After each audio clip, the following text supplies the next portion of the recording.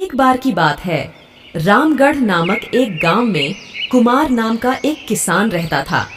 एक बार कुमार खेतों से काम करके अपने घर वापस लौट रहा होता है। दिन ढल गया था, इसीलिए कुमार जल्दी जल्दी अपने घर के तरफ जाने लगता है। तभी कुमार को रास्ते में कुछ चमकता हुआ दिखाई देता है। तभी कुमार उस चमकती हुई रोशनी के पास जाता है, लेकिन वहां से रोशनी गायब हो जाती है। कुमार उसे मन का भ्रम समझकर फिर आगे जाने लगता है। कुछ दूर जाने के बाद फिर से कुमार को वहीं चमकती हुई रोशनी दिखाई देती है। कुमार फिर उस चमकती रोशनी के पास जाता है। ओह, देखता है वहां जमीन पर एक सोने की चमकती अंगूठी पड़ी है। कुमार बिना सोचे समझे अंगूठी को अपने पास रख लेता है और वहां से अपने घर चला जाता है। घर पहुंचते ही कुमार उस अंगूठी को अपने तिजोरी में रख देता है। फिर आधी रात होने पर कुमार और उसकी पत्नी बेड पर सो रहे होते हैं। तभी पूरी घर में अजीब गजीब की डरावनी आवाज सुनाई देने लगती है। कुमार की पत्नी सीमा की अचानक नींद खुल जाती है। सीमा डरावनी आवाज सुनकर डर जाती है। ओ कुमार को जगाने की कोशिश करती है। जी उठिए ना, लगता है कोई घर में घुस आया है। अजीब गजीब आवाजें सुनाई दे रही है। अरे सीमा, सोने दो। घर के सारे खिड़की दरवाजे तो बंद है। कोई बिल्ली या चूहा घुस आया होगा। तुम जाके देख लो। मैं खेत में काम करके बहुत थक चुका हूँ। चैन से सोने दो हमें। सीमा जैसे ही रूम से बाहर निकलती है, देखती है कि घर का सारा सामान बिखरा पड़ा है और रसोई तरफ से डरावनी आवाजें आ रही होती हैं। है दैया, ये डरावनी डरावनी आवाजें कहाँ से आ रही है? लगता है रसोई घर की तरफ से आ रही है। सीमा जल्दी से रसोई घर के तरफ जाती है। रसोई घर के नजारा देखकर सीमा का होश उड़ जाती है। रसोई घर में भी सारा सामान इधर से उधर बिखरा पड़ा था और पूरे घर से अजब सी बदबू आ रही होती है। हे प्रभु, मेरे घर का ऐसा हाल किसने किया होगा? तभी रसोई के छत से सीमा पर कुछ लार के बूंदे टपकती है। सीमा जैसे ही ऊपर देखती है तो छत से लटका एक भयानक भूत दिखाई देता है। सीमा ये सब देखकर बहुत ही डर जाती है और भागती हुई सीधा कुमार के पास जाती है। अरे भूत भूत, ए जी जल्दी उठिए जी, देखिए हमारे घर में भयानक भूत है। उठिए, जल्दी उठिए। अरे सीमा, तुम फिर आ गई। लगता है चैन से सोने भी नहीं देगी। चलो दिखाओ कहाँ है तुम्हारा भूत। कुमार और सीमा जैसे ही कमरे से बाहर आते हैं, सारा सामान वापस अपने जगह पर सही हो चुका था। ये देखकर सीमा हैरान हो जाती है। ओ कुमार को रसोई में ले जाती है। रसोई का सामान भी अपने अपने जगह पर होता है और भूत भी वहाँ से गायब हो जाता है। देखो सीमा, यहाँ कोई भी नहीं है और सारा सामान अपने जगह पर है। लगता है तुम कुछ ज्यादा ही सोचने लगी हो। तुम्हारी तबीयत कुछ ठीक नहीं लग रही है। चलो चल के थोड़ा आराम कर लो। कुमार सीमा को कमरे में लेकर जाने ही वाला था, तभी भूत कुमार के सामने आ जाता है। कुमार और सीमा दोनों डर से कांपने लगते हैं। दोनों बचाव बचाव चिल्लाते हुए घर से बाहर जाने लगते हैं। बचाओ बचाओ बचाओ।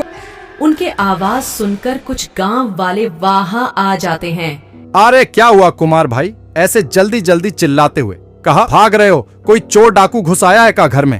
अरे बीरू भाई, कोई चोर डाकू नहीं, एक भयानक भूत घुस आया है हमारे घर में। उसने हम दोनों पर हमला भी कर दिया था। ओ तो भगवान का लाख लाख शुक्र कि हम लोग बचकर निकल गए। कुमार के बात सुनकर सब लोग घबरा जाते हैं। कुमार भाई, तुम फिक्र मत करो, हम अभी जाकर तांत्रिक बाबा को बुलाकर लाता हूँ। अब वही इस भूत से बचा सकते हैं। बिरु जल्दी से तांत्रिक बाबा के पास जाता है और अपने साथ गांव में लेकर आता है। बाबा, एक भूत हमारे पीछे पड़ गया है। बाबा, हमारे घर में घुसकर बैठ गया है।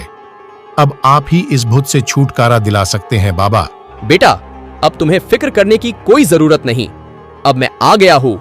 मेरे तंत्र विद्या और मेरे तपोशक्ति से कोई भी भूत पिशाच नहीं बच सकता है। तांत्रिक बाबा अकेले घर के अंदर चले जाते हैं और अंदर से दरवाजा बंद कर लेते हैं। अरे ओ मूर्ख भूत, कहाँ है तू?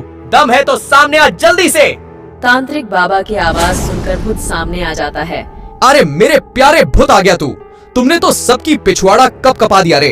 बहुत खूब, तुमसे हमको यही उम्मीद थी। तू सबको बुरी तरह से डरा दिया है।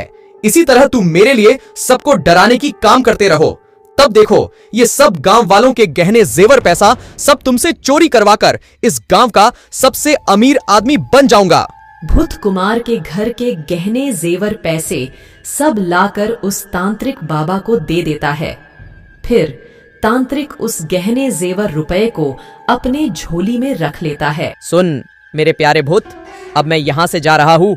तुम जल्दी से वहां से निकलकर मेरे कुटिया में आ जाना, फिर मैं तुम्हें अगले शिकार का पाता बताऊंगा। चल अब जल्दी से यहाँ से बाहर निकल जा। और सुन, ओ सोने की अंगूठी हमको दे दे ताकि मैं कोई और अगला शिकार फंसा सकूं। तांत्रिक सोने की अंगूठी लेकर सभी के सामने आता है। सुनो गांव वालों, अब फिक्र करने की कोई जरूरत नहीं है। ओ भूत इस अंगूठी के कारण तुम्हारे घर तक आया था और हम उस भूत को इसी अंगूठी में कैद कर लिया है। अब तुम सब सुरक्षित हो। अब मैं यहाँ से चलता हूँ। तांत्रिक बाबा वहाँ से चला जाता है। तभी कुमार देखता है कि सोने की अंगूठी तो यही जमीन पर गिरी हुई है। अरे ये क्या, बाबा ने तो इस खतरनाक अंगूठी को तो यही गिरा दिए। अरे कुमार भाई, ये अंगूठी तो किसी भी हाल में बाबा तक पहुंचानी होगी, नहीं तो भूत फिर से यहाँ आ जाएगा। फिर कुमार और बिरु कुछ गांव वालों के साथ उस अंगूठी को लेकर बाबा के पास उनके कुटिया पर जाते हैं। तांत्रिक अपने कुटिया के अंदर भूत से बातें कर रहा होता है। सभी लोग छिपकर बाबा की बातें सुनने लगते हैं।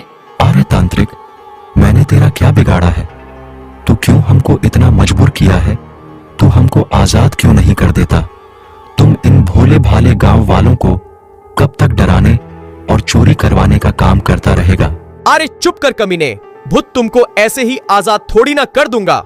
जब तक तू हमको अमीर नहीं बना देता तब तक तू कहीं नहीं जा सकता है, समझ गया?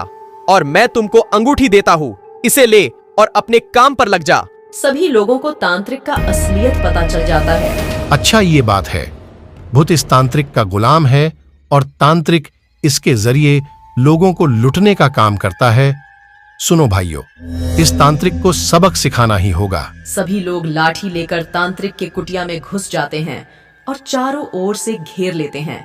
बाबा, अब हमें तुम्हारे इस भूतिया लीला के बारे में पता चल चुका है। अब तुम हम सब से बचकर भाग नहीं सकते हो। तांत्रिक गांव वालों के देखकर वहां से भागने लगता है। तभी भूत उसे पकड़ लेता है। भूत उसे मारने ही वाला होता है। तभी तांत्रिक अपनी जान का भीख मांगने लगता है। छोड़ दो हमको, हमसे बहुत बड़ी गलती हो गया है, एक बार क्षमा कर दो। अब कभी दोबारा ऐसा काम नहीं करूंगा। तुम सब हमको माफ कर दो। तुम कहो तो मैं ये गांव छोड़कर सदा के लिए चल जाता हूँ। तब गांव वालों के कहने पर भूत उसे छोड़ देता है और वहां से चला जाता है और तांत्रिक गांव वालों के सारे चुराया धन वापस कर देता है और उस गांव से हमेशा के लिए चला जाता है।